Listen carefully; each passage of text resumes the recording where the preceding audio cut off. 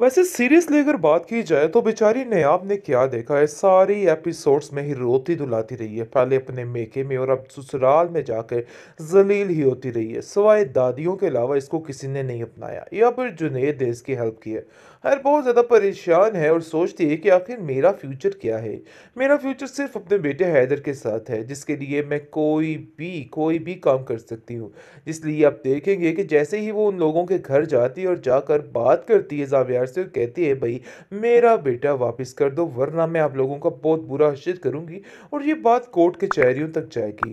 इसको सुनकर ज़ावियर कहता है कि तुम्हारा दिमाग खराब हो चुका है, किस तरह की फजूल बातें कर रही हो। अपनी औकात देखो और उसके मुताबिक बात करो। लेकिन आप देखेंगे कि वो कहती है कि मऊ की कोई औकात नहीं होती है। खैर, आप देखेंगे कि दूसरी तरफ उसको बताने की कोशिश कर रही है कि बहुत जल्द हैदर उसके हाथ में होगा। चाहे जो मर्जी हो जाए, मुझे दुनिया की कोई भी ताकत हैदर से दूर नहीं कर सकती है। क्योंकि जुनैद भी इस मामले में उसका साथ दे रहा है और कहता है कि आप फिक्र मत करें, बहुत जल्द सब कुछ ठीक होगा और सब कुछ आपके हाथ में होगा। दूसरी तरफ निकार भी ये बात ठान लेती है और कहती है कि जितनी जल्दी हो सके ज़ावियार इससे जान छुड़वाओ और अपना सारा सिस्टम ठीक करो, क्योंकि जब तक ये लड़की इस घर में तुम्हारे साथ रिश्ते में रहेगी, काम खराब ही रहेगा। जिस पर जावियर कहता है कि अभी थोड़ा वक्त दीजिए, मैं सब कुछ ठीक कर दूंगा, सब कुछ करके दिखाऊंगा। लेकिन आप देखेंगे कि तानिया कहती है कि देखो जावियर, अभी भी कुछ बाकी है। किस तरह की बातें कर रहे हो? तुम्हारा दिमाग तो नहीं खराब हो चुका? फजूल की बातें छोड़ो और जैसा कहती है आंटी वैसा ही करो।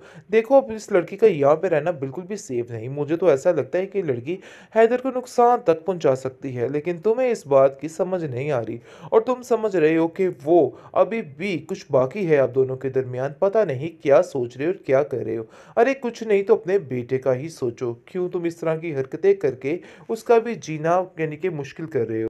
बेचारी थक हार कर सोचती है कि क्यों ना अपनी दादी के पास चली जाए ताकि उसको थोड़ा सुकून हो जाए।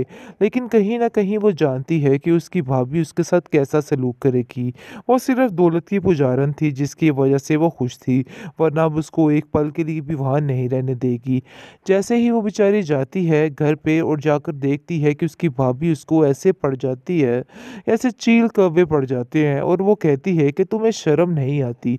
किस मुंह से तुम इधर आई हो? आखिर क्या चाहती हो? तुम्हारी वजह से इस घर में कितने दंगे फसाद हो चुके हैं और क्या क्या जलालत हो चुकी है। अब मजीद इस तरह की कोई भी बात हम लोग बर्दाश्त नहीं कर सकते। बेहतर यही है कि तुम यहाँ से चली जाओ। इसको सुनकर वो कहती है कि पहले तो आपके मिजाज ही नहीं मिलते थे। आप तो इतना प्यार करती थी और इतने सलूक से मेरे से बात करती थी, लेकिन अचानक ऐसा क्या हो गया कि आपके रवैये बदल चुके हैं? इस पर वो कहती है कि अचानक ऐसा ये हुआ है कि तुम्हारी हरकतें बदल चुकी हैं, इसलिए जो कुछ होना था सो हो गया। अब इस घर में दाखिल मत होना, तुम्हारा इधर कोई भी जगह नहीं है। जिसको सुनकर वो कहती है कि आखिर कितनी आसानी से आप कैसे ये सब कुछ कह सकती हैं? देखिए, ऐसा नहीं हो सकता और ना ही मैं यहाँ से जा सकती हूँ।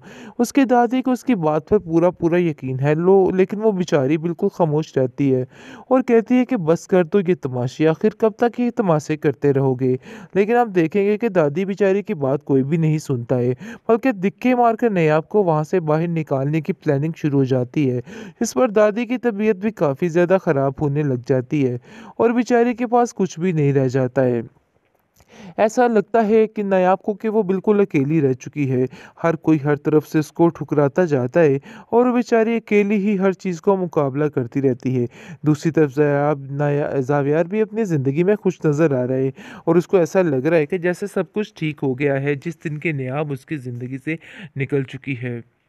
बेहतरीन ड्रामा सीरियल दिल नादान के इस एपिसोड में आप देखेंगे कि अब जाकर समझ आ चुकी है बेचारी नायाब को कि उसको किसी का साथ नहीं मांगना चाहिए। जिस पर वो जुनैद से साफ साफ कहती है कि आपने आज तक मेरे लिए बहुत कुछ किया है, बेशक एक भाइयों से बढ़कर किया है, लेकिन मज़ीद मैं आपकी ज़िंदगी को इस तरह से बर्बाद नहीं कर सकती।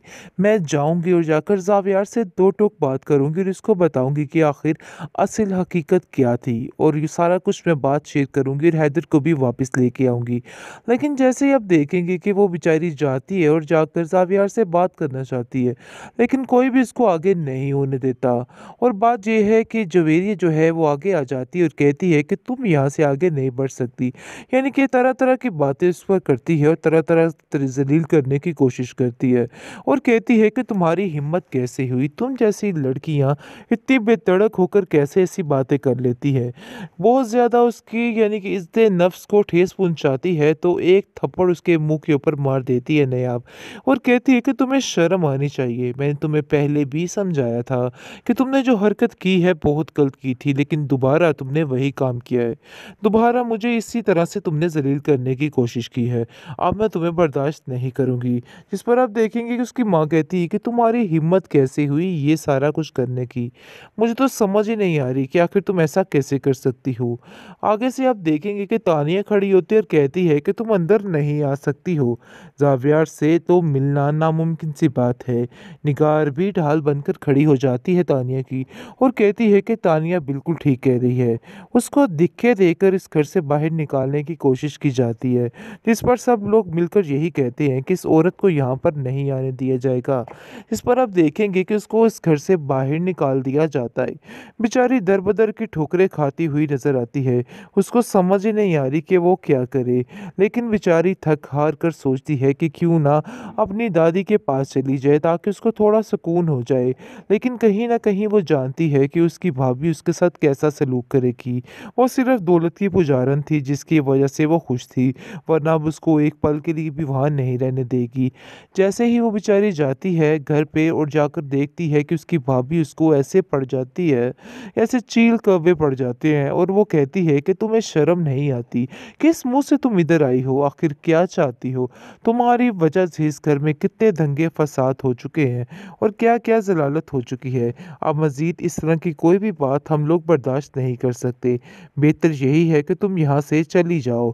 इसको सुनकर वो कहती है कि पहले तो आपके मिज़ाज ही नहीं मिलते थे। आप तो इतना प्यार करती थी और इतने सलूक से मेरे से बात करती थी। लेकिन अचानक ऐसा क्या हो गया कि आपके रवैये बदल चुके हैं? इस पर वो कहती है कि अचानक ऐसा ये हुआ है कि तुम्हारी हरकतें बदल चुकी हैं। इसलिए जो कुछ होना था सो हो गया। अब इस घर में दाखिल मत होना, तुम्हारा इधर कोई भी जगह नहीं है। जिसको सुनकर वो कहती है कि आखिर कितनी आसानी से आप कैसे ये सब कुछ कह सकती हैं? देखिए ऐसा नहीं हो सकता और ना ही मैं यहाँ से जा सकती हूँ।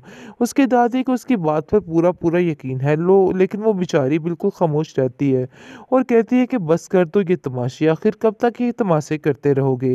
लेकिन आप देखेंगे कि दादी बेचारी की बात कोई भी नहीं सुनता है, बल्कि दिक्के मारकर नयाब को वहाँ से बाहर निकालने की प्लानिंग शुरू हो जाती है। इस पर दादी की तबीयत भी काफ़ी ज़्यादा ख़राब होने लग जाती है और बेचारी के पास कुछ भी नहीं रह जाता है। ऐसा लगता है कि नायाब को कि वो बिल्कुल अकेली रह चुकी है। हर कोई हर तरफ से उसको ठुकराता जाता है और वो बेचारी अकेली ही हर चीज़ का मुकाबला करती रहती है।